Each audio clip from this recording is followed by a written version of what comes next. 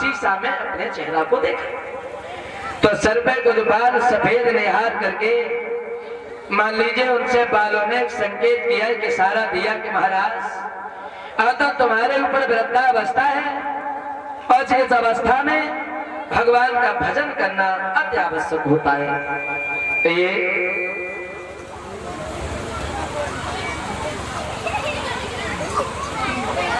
51 रुपया जो हमें देकर के सम्मानित किया है, 10-10 रुपया सभी साथियों को देकर के सम्मानित किया है, 101 रुपया जो भंडारे में दिए हैं ये हमारी बहन सुदामा दीदी और सुदामा दीदी की तरफ से 51 रुपया मेरे पास आए हैं, 10-10 रुपया सभी साथियों के पास, 101 रुपया भंडारे में। कह रहे भजन के बारे में चलो भी सुना दूंगा। और ये 50 रुपया श्रीमान पहला जो ये साहबपुर के रहने वाले हैं उनकी तरफ से आए हैं, सुनना चाहते हैं नीवरिया झोंका ले। ये भैया कल ले चुकी है झोंका, इसके अलावा कोई और सुनो वो लिखेगा।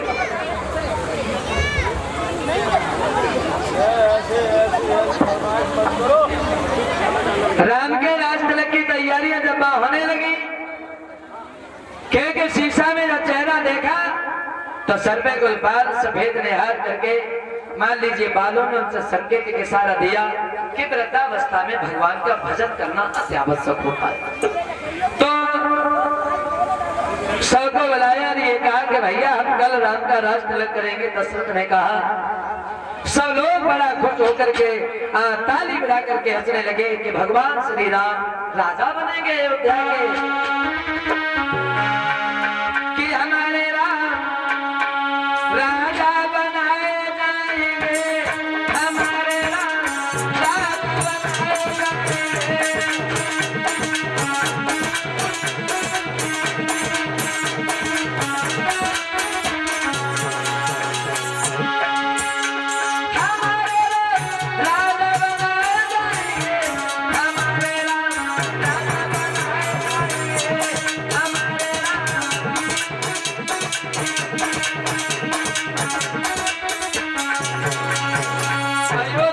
खुशी की लहर दौड़ी गई, राम अब राजा बनेंगे अयोध्या के। ये बात जब देवताओं को मालूम पड़ी कि अगर राम राजा बने गए तो राक्षस का वध कब होगा, तो ये सब देवता जाकर के मां सरस्वती के सामने रोए, बोले मां कोई ऐसी युक्ति निकालो जो ये राम राजा नहीं बन पाए। तो सरस्वती जाकर के मंथरा जो दासी थी, इस मंथरा की बुद्धि पर जाकर के सरस्वती बैठ गई।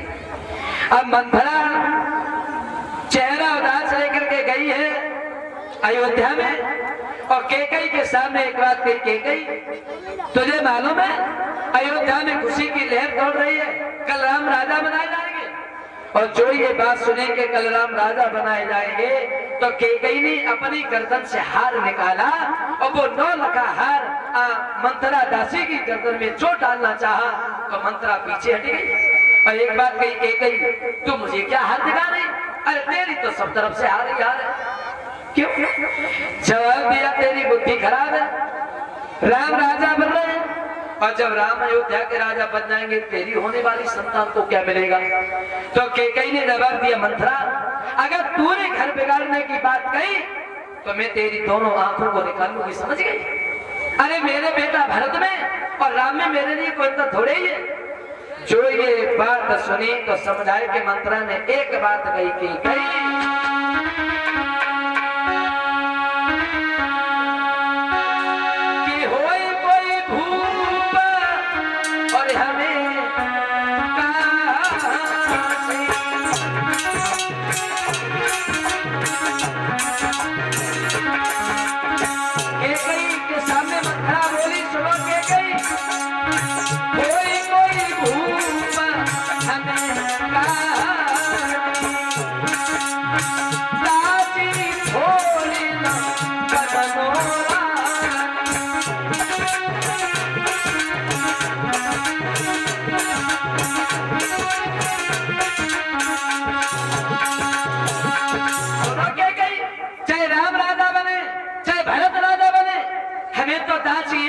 दासी बन के रहेंगे, लेकिन मेरी बात मानो, अगर अगर राम का राज तिलक हो गया तो तुम्हारी और तुम्हारे बेटे की प्रजा के अंदर कोई बदल नहीं रहेगी। जो ये बात सुनी तो जवाब दिया, कोई उपाय बता। बोले उपाय तो है, तुम्हारे 3 वरदान है और वरदान अपने मांग लो। और ये कहो कि वरदान में राम को 14 साल के लिए वनवास और भरत के लिए 14 साल के लिए राजगद्दी मांगो। ये बात कहने के बाद मंत्रा जो थी वो वहां से चली गई। अच्छा, इस जगह प्रमाण 2 मिलते हैं। पहला प्रमाण तो मैंने आपको ये बताया कि मतलब मंत्रा ने जाके ये कहा था कि तुम ऐसे ऐसे मांग लो, 14 साल के लिए वनवास मांग लो। लेकिन एक जगह प्रमाण ये मिलता है कि जो राम को वनवास हुआ था, ये राम का वनवास राम की सहमति से हुआ था। ये जो बंगाली रामायण आती है ना, बंगाल में जो रामायण पढ़ी जाती है, उसका प्रमाण है। अच्छा, ये भी मैं आपको बहुत जल्दी बता दूं, राम की सहमति से कैसे राम को वनवास दिया गया था। देखो, जब राम के राज तिलक की तैयारियां हो रही थी तो ये राम जाकर के कैकेयी के सामने बैठ गए और कैकेयी से जवाब दिया, माँ तुम्हें तो मालूम है कि कल मेरा राज तिलक होगा। हाँ हाँ, तुम्हें ये भी मालूम होगा कि माँ राज तिलक होगा, जब राजा बनेगा तो राजा के सिर पर मुकुट रखा जाएगा। हाँ हाँ, तो तुम्हें ये भी मालूम होगा कैकेयी इनके सामने राम ने दोनों हाथ जोड़े, बोले माँ तो तुम्हें ये भी मालूम होगा कि पिताजी के पास मुकुट है ही नहीं।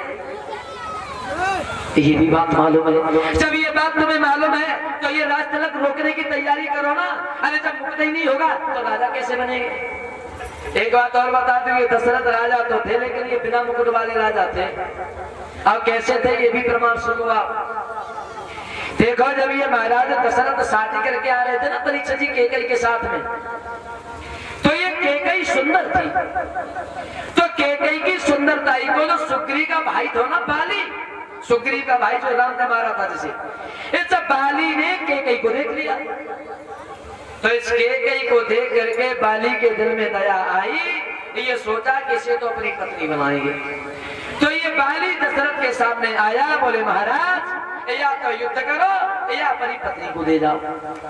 बाली बोला या तो युद्ध करो या अपनी पत्नी को दे जाओ। तो जब युद्ध हुआ, युद्ध में महाराज दशरथ जब हार गए और जब दशरथ हार गए तो बाली ने कहा, महाराज अब चलो या पत्नी दो या अपना। बाली ने जवाब दिया, या पत्नी दो या अपना मुकुट दो।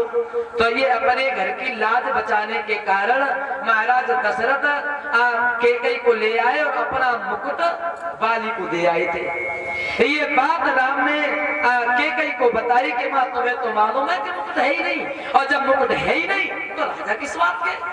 बोले तो क्या करें। जवाब दिया, तुम्हारे वरदान है पिताजी के पास, वरदान मांग लो। और वरदान में मेरे लिए 14 साल का वनवास और भैया भरत के लिए 14 साल के लिए राजगद्दी मांग लो। तो वो कभी ये कहता है कि राम को वनवास 14 साल का राम की सहमति से हुआ था। अब दोनों प्रमाण मैंने आपको बता दिए, और जो तुम्हें अच्छे लगे तुम उसी को मान लेना, क्योंकि न तो हमने देखा और न तुमने देखा, जो लिखा है वो मैं बता रहा हूँ आपको। क्योंकि राम का जन्म अभी थोड़े हुआ, राम का जन्म आज से लगभग 9.5 लाख साल पहले हुआ था। जो पढ़ा है वो हम आपको बता रहे हैं। तो ये कैकेयी जो थे ये जा करके कोप भवन में लेट गई। किसे कहते थे कोप भवन। पहले के राजा लोग अपने घर में एक कमरा ऐसा बनवाते थे जिसका नाम रखते थे कोप भवन। अगर घर में कोई नाराज हो जाता था वो उसी कमरे में जाके लेट जाता था। फिर बाद में पूछते, भैया तुम काहे को रूम लेते हो, क्या बात है, काहे को गुस्सा हो। कोप भवन में जब जाकर के लेट गए, अब शाम को जब महाराज दशरथ घर पे आए हंसी खुशी के साथ, देखा कि कैकेयी घर में नहीं है, देखा कैकेयी कोप